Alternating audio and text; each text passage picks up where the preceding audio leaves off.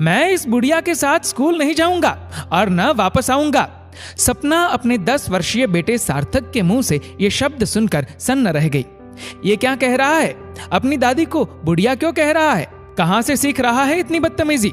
सपना सोच ही रही थी कि इतने में बगल के कमरे से सार्थक के चाचा निकले और पूछा, क्या हुआ बेटा?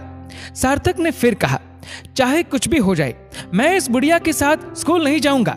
हमेशा डांटती रहती है, मेरे दोस्त मेरा मजाक उड़ाते हैं। घर के सब सदस्य सार्थक की बातें सुन अचंभित थे।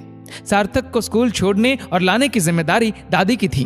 पैरों में दर्द रहता था, पर पोते के प्रेम में कभी शिकायत नहीं करती थी। बहुत प्यार करती थी पोते को, क्योंकि घर का पहला पोता था। पर अचानक सार्थक के मुंह से उनके लिए ऐसे शब्द सुनकर सबको आश्चर्य हो रहा था। रात को खाने पर उसे बहुत समझाया गया, पर वो अपनी जिद पर अड़ा रहा। सार्थक के पापा ने उसे गुस्से में एक थप्पड़ भी जड़ दिया। सबने तय किया कि कल से उसे स्कूल छोड़ने और लेने माँ जी नहीं जाएंगी। अगले दिन से कोई और उसे लाने ले जाने लगा स्कूल, पर सपना का मन विचलित रहने लगा कि आखिर उसने ऐसा क्यों किया। सपना नाराज भी बहुत थी सार्थक से। शाम का वक्त था। सपना ने दूध गर्म किया और बेटे को देने के लिए ढूंढने लगी। छत पर पहुंच बेटे की बात सुनकर ठिठक गई और छुप कर सुनने लगी। सार्थक अपनी दादी की गोद में अपना सर रखकर कह रहा था, मैं जानता हूं दादी कि मम्मी मुझसे नाराज है, पर मैं क्या करता।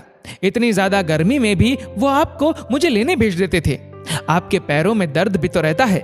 मैंने मम्मी से कहा तो उन्होंने कह दिया कि दादी अपनी मर्जी से जाती है।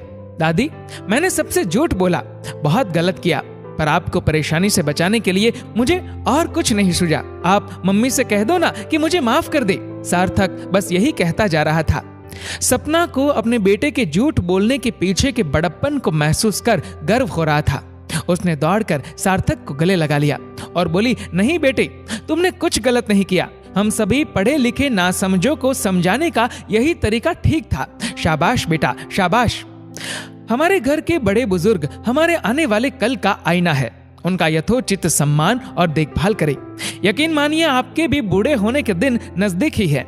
दोस्तों, आपको ये वीडियो अच्छा लगा हो तो इस वीडियो को लाइक करिएगा, शेयर करिएगा ज्यादा से ज्यादा लोगों तक, और ऐसे ही और भी इंस्पिरेशनल वीडियोस के लिए हमारे फेसबुक पेज को फॉलो जरूर करें।